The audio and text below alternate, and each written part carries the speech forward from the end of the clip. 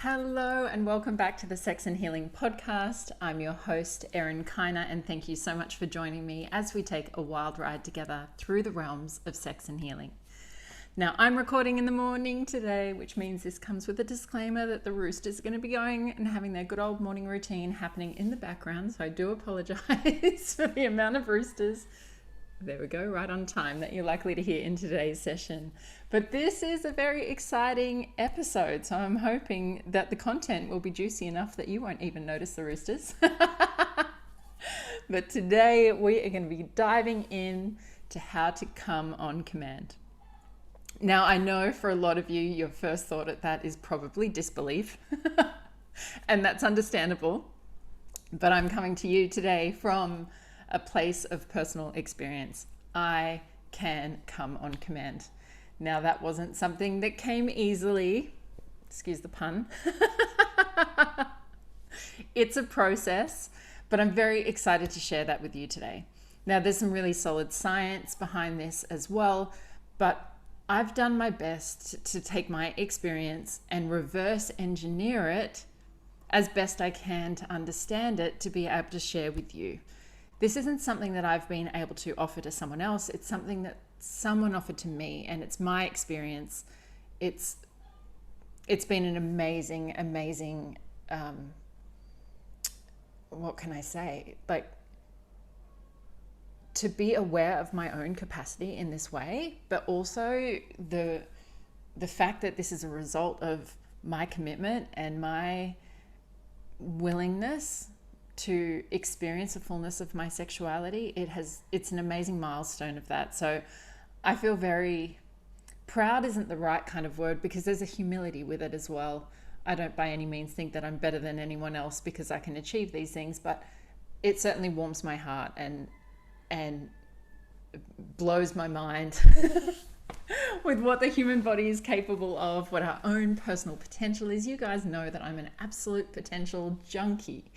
All I ever want to do is expand and grow and learn and develop myself. So you can imagine that this falls into that category, fulfills me on that level very, very deeply. So today I'm going to be sharing my personal experience with you. I'm going to be sharing a little bit about the science behind it with you. And I'm going to be talking about what I think are the elements that really made up the right environment for me to develop this skill. So really, what coming on command is all about is training or conditioning our mind. So you would remember from high school science learning about Pavlov's dogs. So Pavlov's dogs is the experiment or the experience where they first determined classical conditioning. And what they found is that if they rang a bell and fed dogs and did that consistently, would ring the bell and feed the dog, ring the bell, feed the dog, that at some point they would just ring the bell and the dogs would start salivating in anticipation for the food. So they had made a neural connection in the mind, in the neural pathways between the bell and the food. So it didn't require the food anymore in order to create the physiological, biological results of the food being present. You know, typically it's just the food that makes the dog start to salivate. Then they could train them to the bell. So we're all being conditioned all the time. This is the crazy thing. You are already trained. You might not realize it. You might not have intended it to be that way, but there are so many ways that you've already been trained. So it happened with our parents. You know, like our parents using a certain tone of voice with us and would be like, oh shit, I'm in trouble. Like, we know that that sound creates that kind of result. We might find it in our current partnerships. Like when someone calls me a good girl, oh, I get that little warm feeling inside, that little warm fuzzy. When I get, like in a partnership, when you use your baby names with each other, you'll have names that you use that imply that you love them. You'll have names that you use when you imply that they're in trouble. Already in your relationships, you will have found that there are conditionings and expectations that are being set that then result in training or result in results. So I can think about many, many, many experiences in my life where I create these really strong associations between two things. Like if I have to go back to the area where I grew up, ugh, all the old feelings of how much I hated living there, of being bullied at high school, of like all those gross feelings come flooding back because I've got a really strong association with that place and with that thing. So all we're doing in this context is we're using that natural function of the brain that's naturally being conditioned, but we're choosing to utilize it to train our orgasms. So what we need to do is at the moment of orgasm, train that to a command. And then that command will eventually, as a standalone thing, be enough to create an orgasm. So when we think about our sexual conditioning and orgasm is a very strong event in the brain that releases lots and lots of hormones. So the conditioning that comes with orgasm is actually really strong. So an example of where you will already see this in your life and realize that you're already trained is how you masturbate. So the way that you get yourself off, that one neural pathway that you consistently set for yourself is the easy path for you to have orgasms. We see this in its detriment or its negative effects when people are addicted to porn, especially if they've been sitting upright at their computer and watching porn and jerking off. Then they train themselves to only be able to come in that position. Physically, their body has the neural pathways for orgasm wired to that position, and they may not be able to come in other positions. In really extreme cases, there's teenage boys who become men who have to be sitting in an upright position and simulating jerking off, whether that's with their hand or someone else's body, in only that one way to be able to orgasm. There are women who are extremely dependent on vibrators to the detriment of other forms of pleasure who become reliant on needing the vibrator to orgasm. There is also in our mind the thoughts that we have around our sexuality, the fantasies that we may use in our mind. We create strong associations with those thoughts. So you might like to hear certain dirty words or be called certain names, or you might have to go to a fantasy in your mind to get yourself over the edge. So we already have these neural pathways. What we're doing now is taking ownership of them and consciously choosing to create what we want. So this is an extreme potential of our sexuality. And I often refer to sexuality like ice skating. I've used this analogy so many times. We can all pretty much ice skate. We go out, we hire our ice skates, we get on the rink.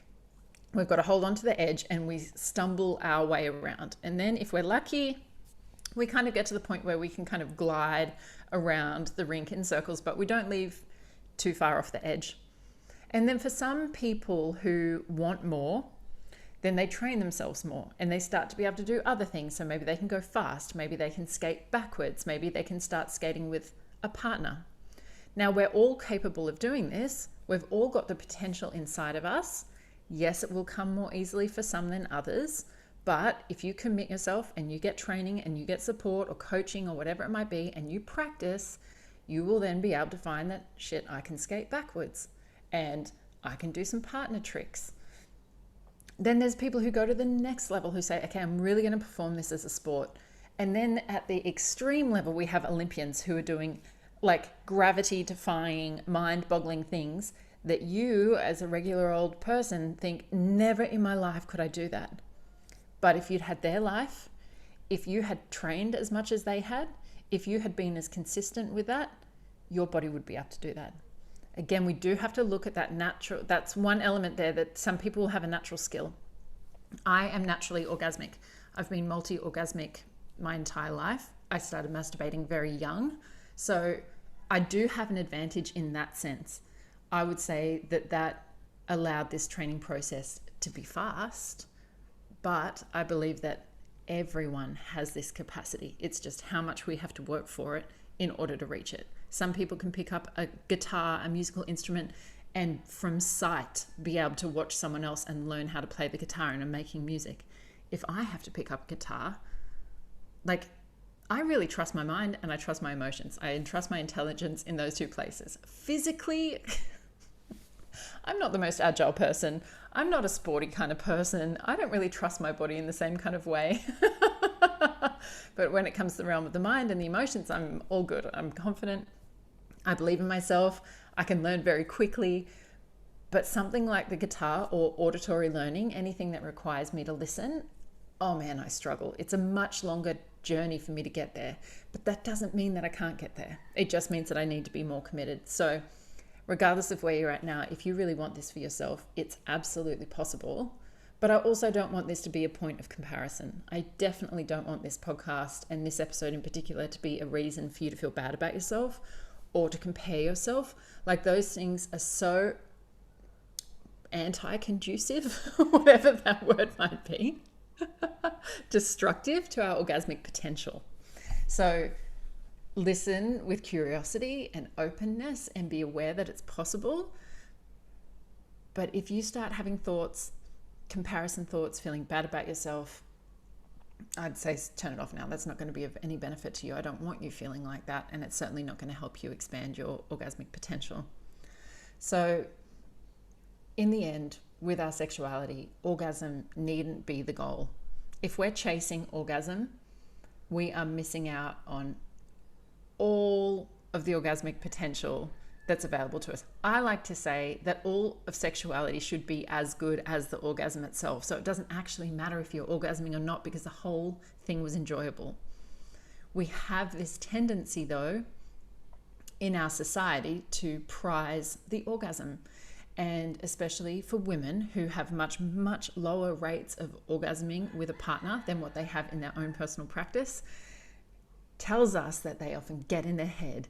They have performance anxiety. They overthink things. They feel a lot of pressure, and all of these things block their ability to orgasm. So when I think about the training and my experience at getting to this point, the depth of connection and the commitment that we had to each other to get to this place was so much more valuable than the result itself. That to me is where the goodness came out of this experience, that we were so deeply connected, that someone was committed to me and my training in this way, that I was committed to someone else. So yes, you can do this on your own. There's absolutely no reason why you can't. It's just conditioning. Like, we're literally just using one of the natural functions of the brain. My experience was in partnership, so I will be talking about partnered work today to do this. But first and foremost, what we need to do before we start trying to orgasm on command is unlocking plenty more of our orgasmic potential. So this is something I talk about in both of my courses, whether that's Power and Pleasure, which is my course, my online course about masturbation, or whether that's Worship, my signature program, my 5-month-long signature program. We talk a lot about unlocking orgasmic potential. So typically what happens is that we teach ourselves to masturbate when we're young, behind closed doors, with a lot of shame and no guidance and no one to ask questions of if we can get ourselves to orgasm that way. We tend to continue to just orgasm that one way. If we're lucky, we go into partnerships where it's safe to explore our sexual potential and we learn a lot more about ourselves. But a lot of people, that's not the case. For a lot of people, even as they go to share sexuality with others, either there's insecurity or inexperience, or there's a lack of communication and a lack of connection, and there's no exploration of what's possible. It more so becomes like, and I'm speaking from my own personal experiences here when I was young too, it's like, oh, we're just going to go and get off together, or like, you're going to get off and maybe I'm lucky if I do. But it wasn't this really connected, shared experience where you're safe and whatever happens, happens, and you don't have to worry. You're just feeling insecure or awkward or uncertain, or you don't want to fuck things up. I see this in girls a lot, trying to impress the guy, trying not to do anything wrong, trying to show up as like the perfect girl. That's not an environment that's conducive to sexual potential. The best environment we can make is one where we show up whole and accepting of our full selves and accepting of the other person and with a joy and a lightness and a curiosity that allows us to explore and to play, where we can heal past experiences and relieve ourselves of shame and completely recondition ourselves in our relationship to sexuality. So in order to unlock our orgasmic potential, most of the time, the majority of women, and I'm totally generalizing here, of course, but it's pretty safe to say that most of the time, for most women, they can orgasm in one way. Our body has the ability to orgasm in so many fucking ways. It is absolutely amazing. So before you learn to do the advanced ice skating, you're going to need to learn to walk. And if you're only crawling because you've only got that first movement available to you yet, then ice skating is not going to be possible. So what you need to do in your own personal practices and with your partner is start to explore more of your sexual potential and open up different types of orgasms. So that's something that I teach in both of my courses. As I said, I won't go into it today because it's a whole podcast of its own. There's plenty of information there. But basically, if you're only having clitoral orgasms, you then want to start to expand that into blended orgasms and G-spot orgasms. You then want to be able to have just G-spot orgasms on their own. You might want to unlock anal orgasms. You might want to unlock nipple orgasms. Eventually, we want to get to the point where our orgasm is not a localized experience using just one part of the body, being the clit. Those orgasms are just the tip of the iceberg.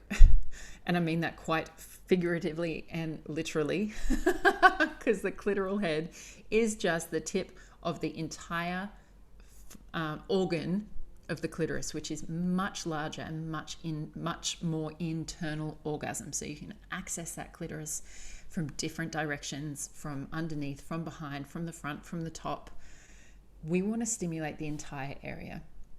One of the other things that's really important to do is having really good pelvic floor health. So ultimately, when we squeeze our pelvic floor, we're actually applying pressure to that organ of the clitoris. And at some point, you will realize that squeezing in and of itself is enough to make you feel very orgasmic. It may not get you to a full orgasm yet, but it's got the potential. Now, I remember I don't even know if I was in high school yet, probably 12, 13 years old. I remember being on a train going between two cities in Australia, and there was another boy. He was a boy at that age for sure. He was a couple of years older than me, maybe 5 years older than me or something. And we were sat on the train and there was a chemistry between us. Like, we were flirting. That is certain to me. I was probably way too young and naive to even identify it as flirting, but there was a chemistry between us. We only spoke. We didn't do anything other than that, but I felt that rush through my body. I felt all of this like intense energy, sexual energy. And at this point, I'd been masturbating for a long time. Like, I think I started masturbating at about the age of 8. And I remember sitting next to this guy and I had my legs crossed. And I remember squeezing my thighs together and thinking, oh my God, I don't even know if I knew it was an orgasm then. I don't even know if I had a name for it. But I so clearly remember thinking, oh my God, I'm about to do this, sitting in train just with my legs crossed, just through my thighs, squeezing my thighs together. So that we essentially want to get to that point with our own sexuality, where the entire sexual organs are awake and alive. You want to have all of that functioning just for yourself. That's worth it in and of itself, that you can feel more pleasure than what you can now. And it's so simple at the end of the day. We make it so complex.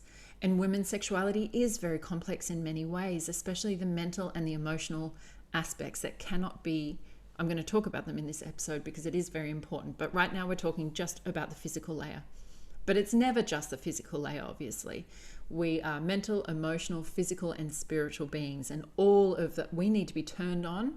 We need to be engaged. We need to be learning on all of those layers in order to be able to experience the fullness of our potential. We cannot just stay fixated on the body. But to understand the body, the way that the body works like this is very important, because that's going to unlock that level of this multi-level amazing experience. So the first thing we need to be doing is unlocking our orgasmic potential, becoming multi-orgasmic if that's possible. There are a small percentage of women that their capacity is one orgasm, and that's awesome, and I celebrate you. And every orgasmic potential is perfect. Every woman's sexuality is perfect. I just want to reiterate again that I do not intend this to be a place of comparison. We, as women, have been fucking burdened with comparison for thousands of fucking years, prized over other women for our beauty or our sexuality or our body or our intellect. Whatever it is, we have been put into competition with each other for a long fucking time, and we are hardwired subconsciously to be judging ourselves as inadequate, and I want to fuck that right off. I want to get that the fuck out of here.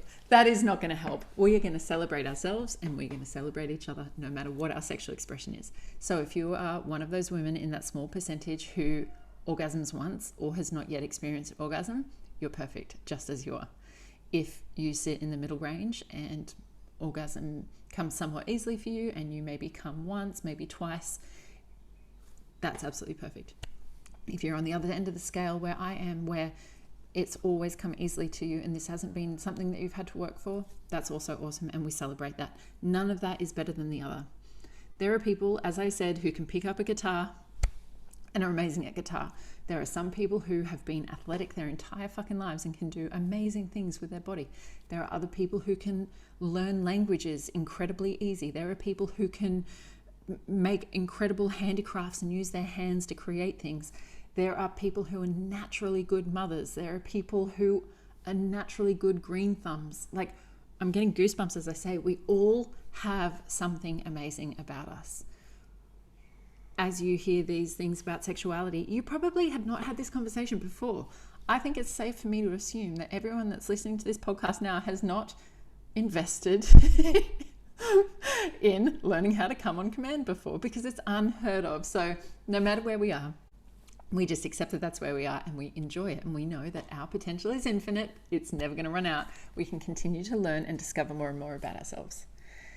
So when I think about the elements that were present that helped me get to the point where I could come on command, one of the big parts of that was the dominant submissive, the 24/7 DS dynamic that I was in with my partner.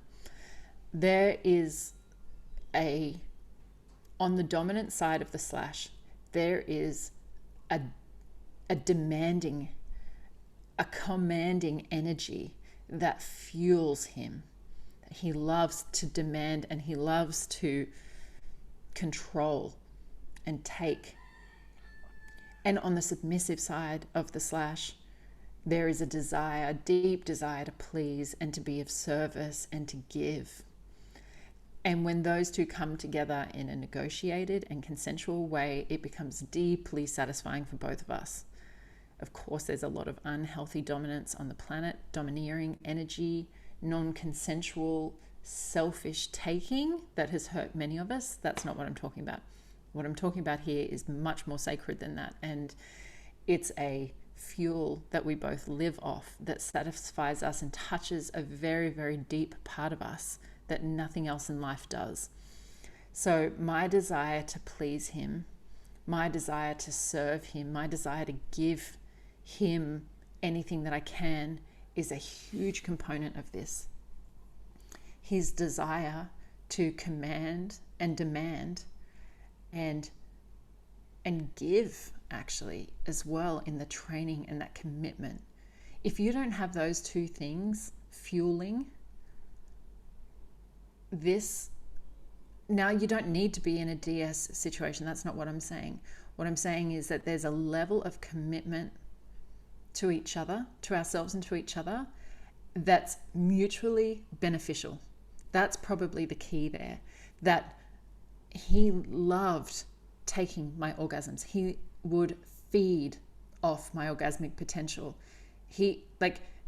I could feel every time that I got to receive an orgasm, which is amazing, that he was receiving that at the same time. And because he loved to receive my orgasms, he would just honestly feed off my orgasmic energy in that way. I loved that was of service, and it was so much easier for me to come. If you're kind of half in, half out, we'll give this thing a shot. I don't really care about it too much, but it's something my partner wants to try, or I feel like I'm pushing my partner along. Like, that's not going to be the right environment for this. There needs to be that mutual commitment. So in our DS dynamic, we also had orgasm control. So orgasm control is when my partner would be the one who would tell me when I could and couldn't come. This is something that I loved and responded to very, very early. And he saw that, and he was able to develop us in that direction. He enjoyed orgasm control, but I think it was my responsiveness to it that made us really exhibit that a lot. So that meant that he would say whether I was allowed to come when I was masturbating if we were not together. He was allowed to say, you're not allowed to come for this period of time. So that would build up my sexual energy and cause a lot of frustration. It would emphasize the control. It would feed into the dominant and submissive energy, which made me feel really good and made me feel really safe and made me feel his presence even when we weren't together. And I love being told what to do, and I love performing well. I love to be the good girl. I love to overachieve. Look at my entire fucking life. That's just Erin. Erin loves to get the gold star. She loves to do well. I respond very well to that positive reinforcement.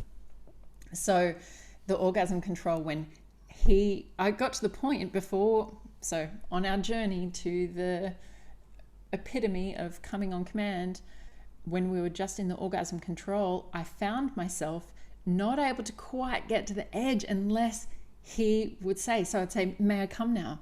And I'd ask permission, and like just the excitement and the anticipation that he had control of that, and that he may say yes or may say no, would like push me over the edge. And then if he said yes, I was the happiest girl in the world. And if he said no, I was like, frustrated, but I knew that there'd be a yes coming. And then that's going to make the next orgasm even better. So orgasm control is a fantastic place to start, because already you're starting to create that neural pathway between my orgasm and his voice. So another part of the DS dynamic is submissive training. So submissive training is something like, when I get home that I like you to have the bedroom ready, and I like you to be naked, and I like you to be on your knees and I will put the collar around your neck.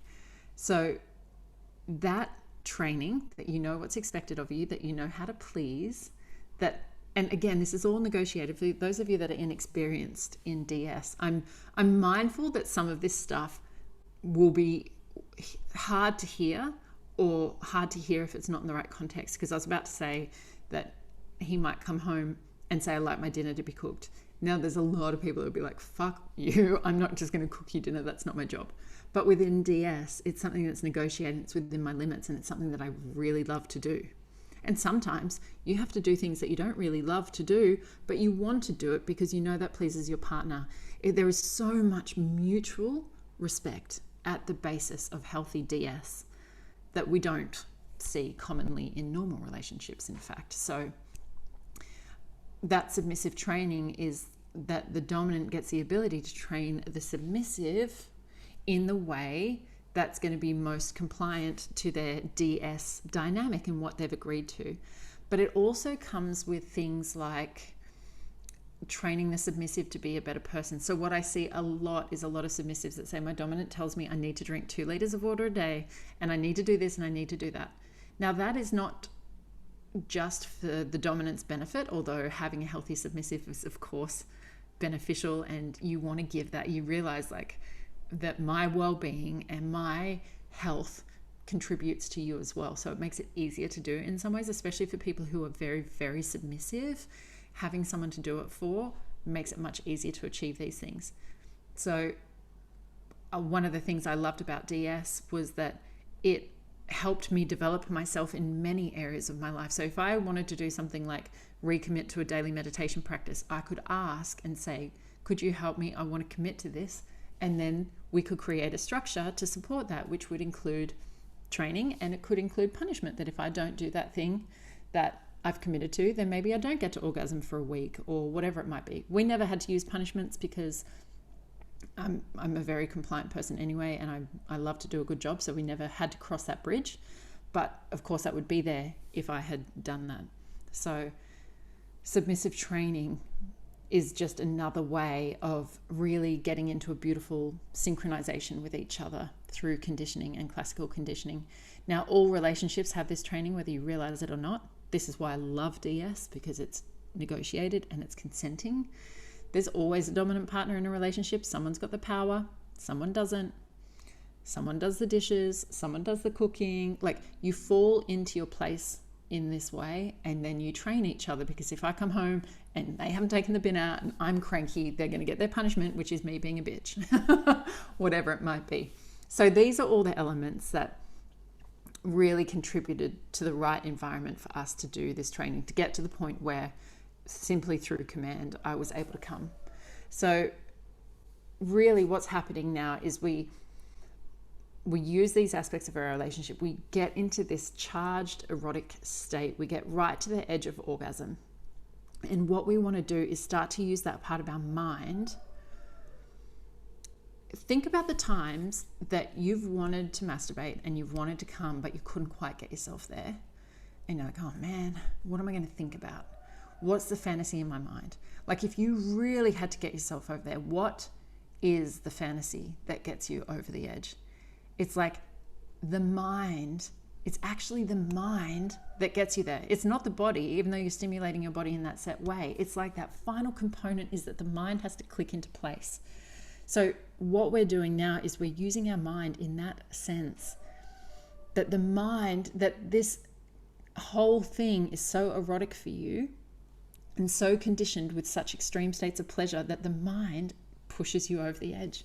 And then for me, all I'd have to do, I wouldn't even squeeze. I don't think as I feel it now in my body, it's like my lower abdomen almost pulls in towards my spine. Like, I activate my pelvic floor in that way, I guess, rather than a squeeze. It's almost just like a sharp inhale of breath, that kind of, it's that quick. And then my body responds in waves and waves of pleasure. So I obviously can't do this from being stone cold and no orgasmic energy in my body. I have to be in a heightened state of eroticism. I have to be mentally and emotionally and physically engaged. But as soon as he says that word, boom, my body will come. So it's been amazing. And I noticed it happening slowly over time as my orgasmic potential continued to expand, as we were doing the orgasm control. And just the joy of hearing his voice and that word. And he would say, did you notice that, baby? Did you notice that you did it this way this time? Did you notice this? So he was giving me that reflection as well. And then the positive reinforcement. Like, I'm so responsive to positive reinforcement. You should work out what your strongest response is, because that's going to condition you faster. Some people will respond better to negative consequences, and some people will respond better to positive reinforcement. So the fact that I was being a good girl, plus the fact that I get the results of orgasms, just very quickly for me got me to that place where just the sound of his voice would create that. So it is an amazing thing to experience that in my body.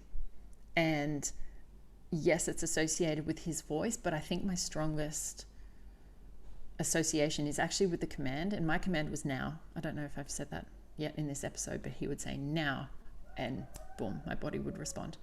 So what I found is that after we separated, that so much of that orgasmic potential was entwined with neural pathways associated with him, that without his presence and without his voice and without his sexual energy, that I really struggled when we separated.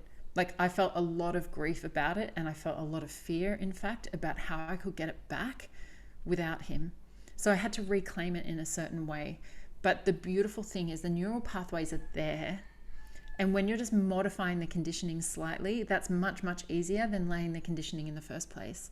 So I have now regained it all back. And in fact, when I was with another lover, and like, again, I just find myself in these very orgasmic states, and it's very, very easy for me to be orgasmic almost all the time.